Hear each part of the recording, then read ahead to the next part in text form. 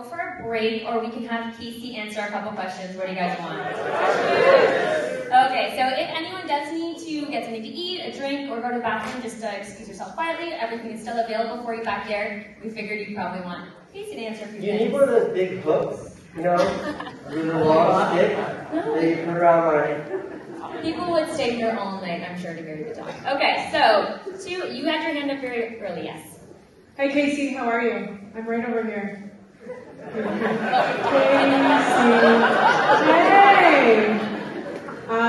My name's Michelle, and thank you for everything that you've done. I'm a vlogger because of you. You pioneered the industry, you changed advertising. Thank you. I was in television. I was one of those people, and because of you, I go to people, and now they do what they did to you. Here's your money, go do what you need to do. So thank you.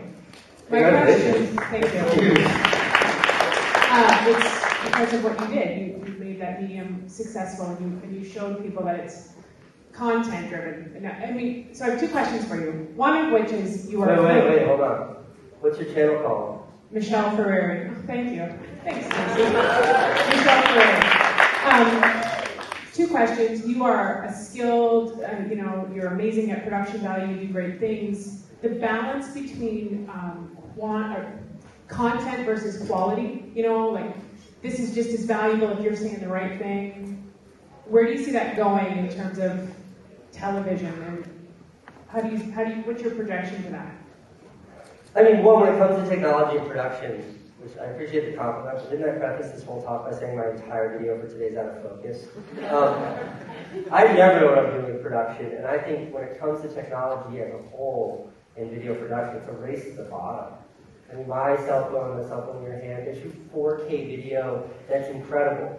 And most people don't know, like literally half of my vlog was shot on a cell phone. Like half of every episode was shot on a cell phone. People don't know, people don't care.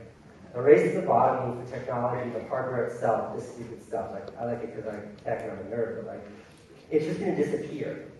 And it's going to be understood that everything's going to look great. So it's like we all get the same tool. And what can you do with it? But the tool itself is now egalitarianized. It is now a true meritocracy. Everybody gets the same tool.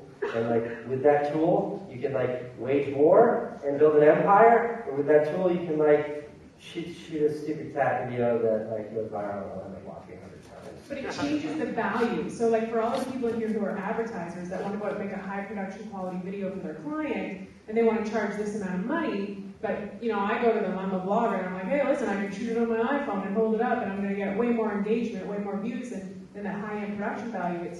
It's creating a big change in the industry. So how do we? Well, I think so, but I think there's a gigantic disconnect. I just think it's a differentiation in the industry.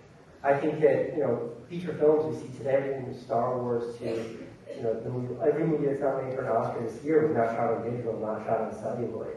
I think that the industry itself is changing. IMAX movies are a multiple of 5 or 6 more expensive than 35mm movies. Like, there's all kinds of nuance in there. And just because you can have 6 million subscribers and make videos on your cell phone doesn't invalidate big, beautiful, amazing productions. So, not to get too into the weeds with this, but like, it is a nuanced discussion when you get to that level of granularity, because there is tremendous value in beautiful productions. I love them. I appreciate them.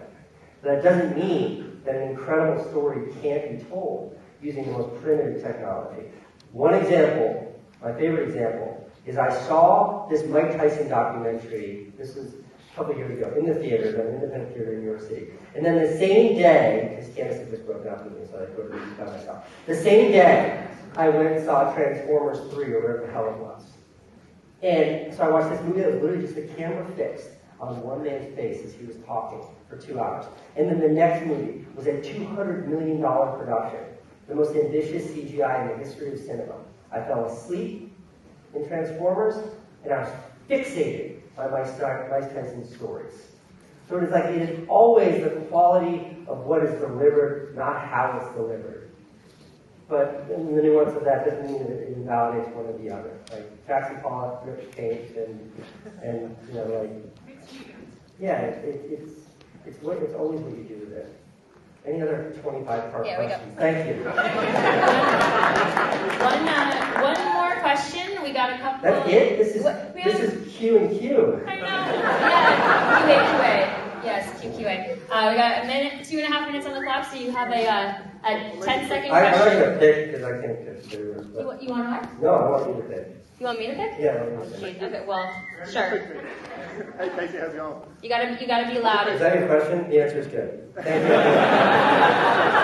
The question is, over the last year, 18 months, there's been a lot of talk about influencer marketing. I think the term influencer does people like you a huge disservice. You're a creative, you're an artist. What's your view on the creative industry at the moment, where it's increasingly turning to pay-to-play, transactional? I'll give you X if you do Y for me. I mean, one, I think influencer is a horrible word. I hate that word influencer. But it is real. I think the reason why influencer is a terrible word is because it talks about the effect, not the cause. It's like, it would be like calling a musician an ear pleaser. You know? Or like someone who paints portraits like an eye pleaser. Like it's what it influences what it does if you create stuff that affects people. That's neither here nor there. But you know, I don't think like there's a lot of talk. What's your name? Kevin. What Kevin was saying is like in the ad industry right now, like the biggest topic of conversation is influencer marketing because it's disrupting the entire marketing market as a whole. Before you would do buys, media buys, you would do them on television, you would do billboard buys, you would do magazine buys. That's where the eyeballs were. Now eyeballs are on people that are using Snapchat really well, doing YouTube really well, working in other genres where the creator is also controlling the distribution. And the big fat question mark that Kevin asked is like, is there value there? And the answer is absolutely. The reason why it's disrupting the industry so profoundly is because unlike a blank billboard that you just pay and you put your ad up there, that influencer is also having a huge hand in dictating a creative behind that distribution. And what that does is it makes the creative industry, the advertising industry, vulnerable. Because you don't need agencies, you just call Casey. You don't need agencies, just call Michelle. Just call Michelle so you get on her channel. And that is the disruption that you're seeing. And I think that it's valid, I think that it matters, I think that it's right, I think that it's effective. But I also completely empathize with people in the ad space that are made nervous by it. Because it's unaccountable, it's reckless, it's inconsistent, there's no way to really attribute ROI. It's a much, much more complex monster because it's like, there's no head on that snake. It's like an army of 10,000 soldiers, not a single general or a single country that they're fighting for. Everyone is rogue in the influencer space, but they're also controlling the mediums. They also have the biggest reach. So what was the question again? I have no idea. I think where it's going, I suppose, just to finish it off, what would be the one tip you have for clients, brands, agencies when working with... Oh, easy question. So the question was like, what's the one tip for people, clients, brands, agencies that are considering working with influencer marketers? And that answer is do the work. Do the work. Like, why is it that there are 10 influencers, and I'm one of those, so I'm not complaining, but why is there 10 influencers that get 99% of the work? And it's because people in the ad space, one, I think they're scared of working with people that are unknowns. And two, it's like there's maybe a reluctance to actually get out there, get your hands dirty, and find people that are making the kind of content that works best for you. Like if your job is selling tampons, don't go to the biggest skateboarder on YouTube and be like, hey man, we know you have an audience of 13-year-old boys, will you help us sell them maxi pads? Like, it doesn't work. Like, know your audience and know who these influencers speak to and how it can be effective. And I think that is something that's tremendously overlooked in the industry. I think numbers are what's looked at and not impact. My channel, I was doing close to 7-figure deals on my YouTube channel and I had 400,000 subscribers. And it's because of the quality of the work and the way it's impacting people and affecting people. It's not the numbers so much as it is what's being communicated. And I think that's something that does not get anywhere near enough attention. And this got real industry real fast, didn't it? Yeah, so I know there's a lot of people who didn't get their questions answered from Casey. We are on a tight timeline, but you can all send us a tweet. Use the hashtag HHAskCasey, and if there's some way we can get Casey to answer some questions in the future, we will try to do that for you. I'll just see him on Twitter. And if you are willing to just do that on If Twitter there's yourself, Wi-Fi you better follow him if you're not following. Yes, yes. Thank you so much, Casey, for being here. Yeah.